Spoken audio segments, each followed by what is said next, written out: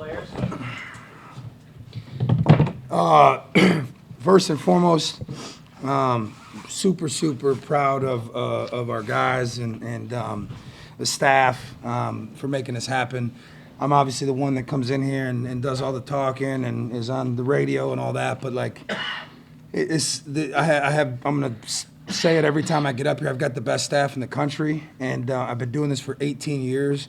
And this is the most selfless, driven group of young men that I've ever coached. And I've been a part of some damn good teams, but this one's different. And then again, I just want to talk about how special it is, and talk about what Coach Amir means to us in this program. People may not understand, but this really wasn't possible without Coach and what he did here. Heck, I'm going to be transparent with you. I don't know if I take this job had I not seen what he did here, and that's just real. Because he came in here in year one and won a conference championship in a convincing way and built a culture here that put the college basketball world on notice. And so when I got the call about the job at the University of South Florida, that was the first thing I thought of is what he did here, because we took similar paths. SEC assistants, smaller mid-major head coaching jobs, and so we took similar paths, and I knew who he was as a man, and it meant the world to me to follow in his footsteps. Credit to Charlotte. Charlotte's a good basketball team. They're not somebody that anybody's going to be fired up about seeing next week in Birmingham, and I just thought our guys played in a manner for about 36 of the 40 minutes tonight that made sure that we weren't going to lose this game. And because I'll be lying to you if I told you it wasn't in the back of my head, like, gosh, if something happens and we drop this one, I'm not going to be standing on the stage when confetti's falling. I'm just not.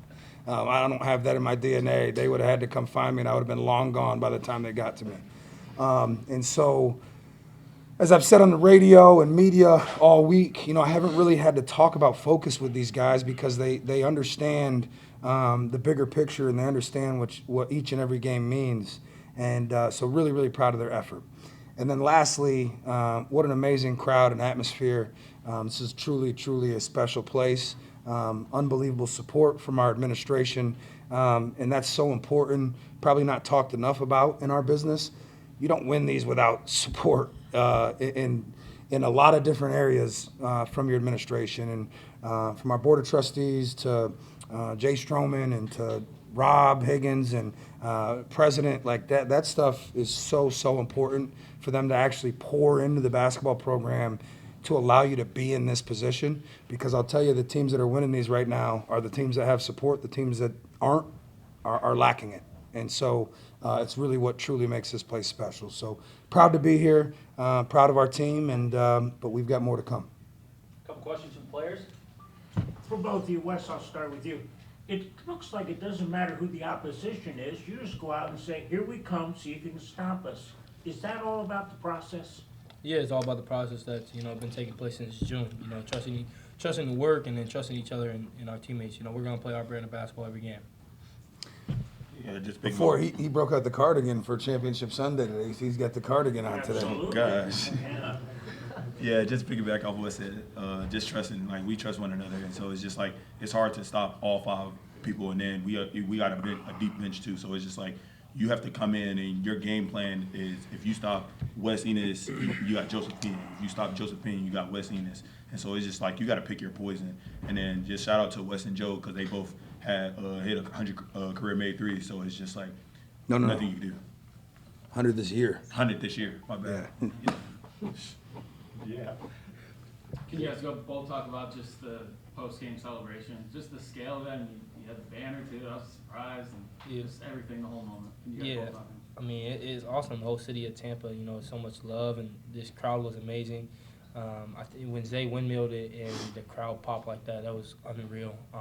Just this atmosphere is just great.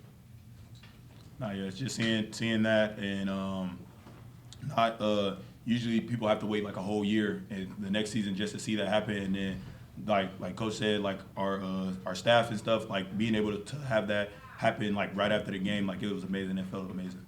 Zay, can you take us through the discussion with Coach about coming here and then now being here at this moment? Could you believe that you guys would be able to do something as special as this in just 1 year here at South Florida? Yeah, I never doubted Coach. Like, he came to Arkansas State and changed nothing into something. And so it's just like from day one, I always believed in Coach B's process and the system and everything. And that's all it takes. Like, you have to just trust. You have to trust him, and then you have to trust yourself to go out there and do and show that you are capable of doing it. Wes, you and Joseph Hunter, like we just talked about, 3-pointers. You broke the school record for 3-pointers made in the season here. Just take me through, like, what does it feel like to just have your name in the record books like that and showing that all your hard work has paid off so far? Yeah, it's great. You know, me and Joe are very appreciative of like our teammates and coaching staff for finding us on good looks. But it doesn't happen well. Again, like teammates just trusting you to shoot the ball, and the coaching staff trusting you to shoot the ball at a high clip. So it's a great feeling. Guys, for both of you, I mean, you heard the coach say it, like, needed to win this one to have the celebration to actually mean something and feel worthwhile, but at the same time, you end the season on a 9-game winning streak. The calendar reads March. Do you guys think that you are playing your best basketball right now? Yeah, I think we're playing our best basketball right now. I think we're going to continue to stack, day by day. That's what Coach talks. Just get 1% better every day, not looking too far ahead. Just taking it one day at a time. Just keep stacking days. Yeah, just piggyback off of that. It's over now, so conference is over. And so now it's a whole new system. So now every team is 0-0 going into Birmingham. And so we just got to keep that mindset that we're 0-0 and anything is possible. So we got to come in with the same mindset as going on this 9-game winning streak. We just got to take that same energy going into Birmingham. Let me follow up on that. Izaiyah, you first and then Wes. Still unfinished business, right? Oh, yes, sir, 100%. Yeah, 100%. It's still unfinished business. It's a whole new season when it comes to March, and everyone in the locker room knows that. Wes, in the first half, you guys had 7 steals. Charlotte had 0. How important was the defense? Because you guys started out a little slow offensively. How important is that, again, going forward, making sure that that defense can help us with some easy buckets in transition and open things up for the 3-point line? Yeah, it's huge. When we're getting stops, our offense take care of itself. But it all starts with the stops and getting out and running. I don't think anybody in the country can play with us in transition, and that all happens when we're getting stops. One last question, and Wes, you first. I'm going to take you back before your time. Nolan Richardson had a saying at Arkansas, 40 minutes of hell. That's pretty much what it is now, isn't it, from you guys? Yeah, 100%. We have a little saying on defense that we do, but Let's leave that. I can't say that. Yeah, we try to impose our will for 40 minutes. We're going to make sure, like every team knows that you just played South Florida for 40 minutes, and hopefully they don't like that.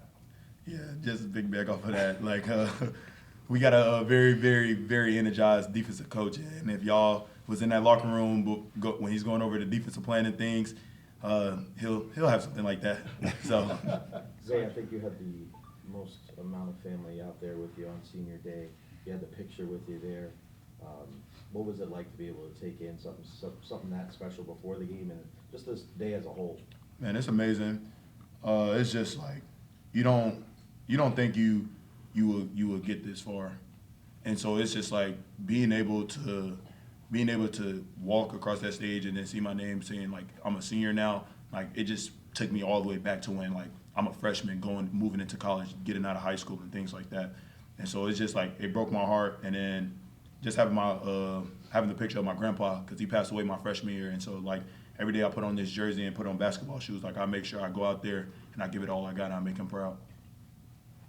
Anything else for players? Congrats. Appreciate y'all. Good job.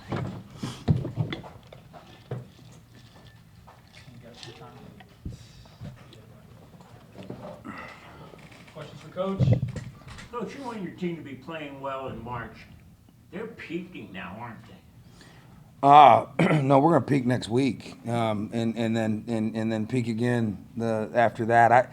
We just keep getting better and better because of our approach, and it's these young men. They've made sacrifices for something bigger than themselves, and I'll tell you what, when guys transfer nowadays, right? I don't think anybody goes in the transfer portal saying, "Man, I'm gonna go to South Florida and be a role guy." Right? Everybody thinks they're going to go be the leading scorer at their next school. Man, we've got guys that have really accepted their roles, embraced their roles. In an era where college basketball has become so transactional, what we take pride in is our relationships are transformational. And I can tell you this on record, there's not a single guy on our roster that we were their highest financial offer. And it says a lot about them because unfortunately that's kind of where we're at right now in college athletics. And we turned away guys that was the question, right? I've got such and such from this school. How much can you give me? Those guys wouldn't fit in here to what we're doing. And so it just takes a really special group, and they really take pride in getting 1% better every single day. Coach, I know you just talked about trying to peak next week. At what point in this calendar year did you know that this group was special enough to be able to complete what you did today? You know, I knew it when they got here on campus, to be honest with you, because if you haven't noticed, I coach these jokers pretty hard. And man, they take it. Practice is not easy here. We kind of take the mentality of we're going to make practice more difficult than a game so that when you get into a game setting, there's nothing that's going to surprise you. And these guys embrace that. And then as the year went on, and we had literally no hiccups. We just finished our regular season, and we don't have guys late. I don't have guys late to film, to the bus, and like that may sound small. That's a huge deal. I mean, it's a huge deal. We have had 0 off the court issues. We broke the program record for team GPA with a 3.5, and so like as those things kept happening. I knew we had talent, but I knew that this was a special group of young men. And then as the roles became more clearly identified and guys started to accept their roles and truly celebrate the success of one another, that's when I knew that this group was extremely special. Bryan, what did you think of the post-game celebration and the banner? It was amazing. You know, thank you to Rob Higgins and our administration for doing that. Because I said in the locker room, nowadays guys don't get to see their banners, right? Like you win one and then these people transfer, they graduate, and they go off to play professional basketball, and it takes years for them to come back and see that. So that meant the world to me because, for example, we hung a banner last year at Arkansas State. We won the Sun Belt. I've never seen it. I've seen a picture of it, but and that banner is something that can never be taken away from these young men. I told them in the locker room, you can bring your wife and kids back here in 30 years, and that banner's going to be there, and that's really special. And the celebration was amazing. You know, I've seen these before where, you know, a lot of people take off, right? It's like, all right, game's over, we won. We had a great group of people stay and support us and watch us cut down the nets, and that means a lot to us. We felt that love all year, and it was a special day. Coach, what have you noticed about your team's just belief in themselves and each other throughout this season, specifically like the last month or so? Yeah, it's contagious. We're a player-led program. We truly are. If you probably realize by now, I'm not a big coach speak guy. I'm going to tell you how I feel. We are truly a player-led program, and that's the things that lead you to victory, right? We have a checks and balances system with our guys that if there is a lack of effort or a mistake, it's usually taken care of before it even gets to me. And you know, that energy is just contagious. It really is, and leads to a winning culture. Coach, you talked on the podium how much easier your players make your job. Having 2 elite shooters like Pinion and Wes, how much easier did they make your job specifically? I mean, I'm a bad basketball coach without these guys. I mean, I don't know many great coaches with bad players. But I know great coaches that have great players, and that's usually the two usually go hand in hand. We've got phenomenal players here, and we've talked a lot about their character, but on the basketball floor, I mean, I think the awards come out tomorrow, but we should be well represented on there.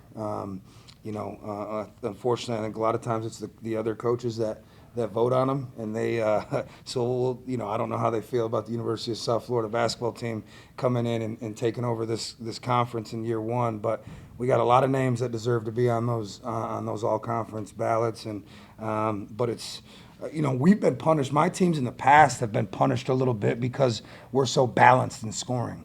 Like, we don't have a 20-a-game guy. We don't have an 18-a-game guy. We've got a bunch of 10, 11, 12, 9-point-a-game guys. But when you factor in all of that combined with winning, I mean, it's no secret. We've got the best players in the American Conference. What was it like watching Joe and Wes just be able to tee off from deep this season? I mean, it's great because I know how hard they work. They both had some rough patches early on. I think back to the George Washington game where we couldn't throw it in the ocean, and I had a lot of questions for myself on that trip home. But like those two work, man, like two relentless workers, and then both of their individual stories. You know, Joe was a top 100 kid and went to the University of Arkansas, his hometown dream school, and didn't really sniff the floor, to be honest with you. And that can kill a young man's confidence. And he was phenomenal for us last year at Arkansas State. He's been even better for us this year. Wes Enis goes and plays Division II basketball. Heck, he's been more productive here than he was there. That's not easy to do, and it comes from their work. Coach, at your introductory press conference, I remember you saying, hey, this is the home for hoops in Tampa Bay. We're going to make USF a household name in college basketball. How much do you feel like you've done that so far with respect to the fact that I know you have gold in front of you? Yeah, I mean, go open your social media. And I mean that, with all due respect, but if you go look anywhere with anybody writing about college basketball, University of South Florida basketball is mentioned. We're building something special here. We've got great support, like I mentioned earlier. Without that, it's not possible. But yeah, we had multiple goals this year. We've accomplished just one of those, and so I'm excited, but I'm also excited to get back to work, to be honest with you, and because it's really fun to come to work and coach these guys every day. You guys certainly enjoyed and deserve to enjoy this, but you know how it's like mid-major basketball. You guys are, got to win next week. How confident are you guys that you'll be able to turn the page and lock in for that next weekend in Birmingham? Just like I opened up with, one of the luxuries I have as a head coach is I don't have to talk about focus with these guys, and they know what we've got at stake. They want to win. They know that we're the best team in the league, and when we put our heads down and work, and so we're going to get to work this week with that in mind. But with that being said, just full transparency, I hope that's not the case, right? I'd love to go win 2 games, but if you look at our resume, compare it to the people that are in that conversation, we belong in that conversation. Because I'm going to be fully transparent. I went out and scheduled as hard as I possibly could. We didn't have to go play at Alabama. I didn't have to go play at Oklahoma State. I could have bought a couple more games here and walked into conference play undefeated and felt like we were on the top of the world, and we didn't do that. And those losses early put us in a position that we're in now. The second part of that is a big part of what they're supposed to evaluate is how teams are playing right now. Well, we've won 9 games in a row, and we've won them in convincing fashion. We're top 50 in the country on both sides of the ball, have the most efficient offense in the history of South Florida basketball. We're doing all the things that you need to do to make sure you're in that conversation. So we're going there with the plan to win 2 games, but we need to be in that conversation either way. Coach, I want to follow up with that. Should the American be a 2-bid league? That's up. Honestly, it's a really good basketball league. It is. There's great coaches and great players, but it's going to take total buy-in from everybody in this league for that to happen. It can't be 50-50. It can't be 75-25. There was only a couple schools that scheduled in a manner that could put us in that position, and that's just not good enough. When we get into conference and we're playing quad 3 or quad 4 games every week, that's not doing anybody a favor. Now, not everybody's in the same position, so I'm not telling any other coach how to run their program or what to do, but the short answer is yes, we should be, but there's a couple things that need to be done to ensure that happens moving forward.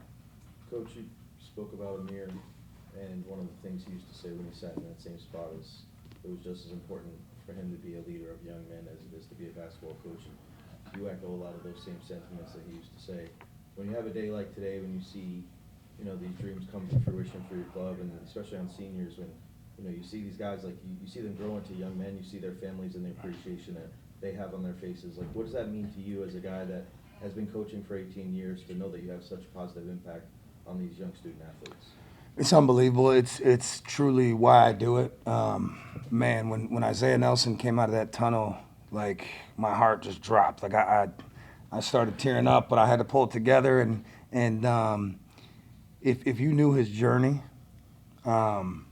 man, like it hasn't been easy. And what he's had to do to sit in this chair and be in that position, like I just, if you knew, I think you'd have a whole new appreciation because nothing's ever been handed to him in his entire life.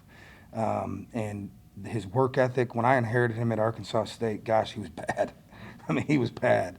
And he believed in himself. And the most, every single one of them, like Joe Pinion, I mean, he was told he wasn't good enough. I mean, plain and simple. Joshua Majafo started off at a Division II. And I say to him all the time, and I can go down the list, Devin Hade was working third shift at Walmart before someone picked him up to play junior college basketball. Damian Collins lost his father in the middle of a basketball season. I can go down the list, but it's unbelievable, their growth, their maturity, their love for one another. I tell them all the time, because I do coach them hard, I don't want you to like me today. I'm good with that. I don't care. I'll sleep tonight. I want you to love me in a couple years.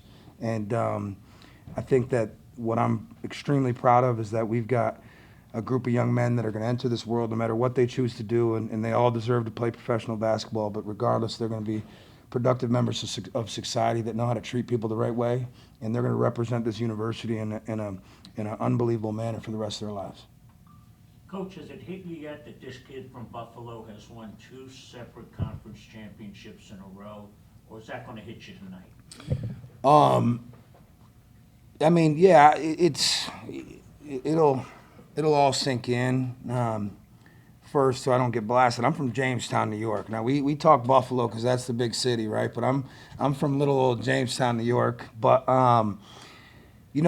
it's great. I love it. I'm extremely happy. But also knowing I've got an unbelievable staff and the people that surround me and my support system at home, Jordan and all of our spouses. I don't know if people outside of coaching understand the sacrifices that they make. I go days where I wake up at 5:30 so that I can spend 45 minutes with my son before I go to work because I'm not going to see him until I get home at 7 and he goes to bed at 7:30 or 7:45. And for those of you who saw my son running around, he's not exactly easy to deal with. He's a high-energy cat, and she's chasing him around all day, and that is taxing. And there's just so many people that play a massive part in this. And so that's probably what will settle in a little bit later is how much each and every person that's had a hand in this, the sacrifices they've made, and how important that is to me.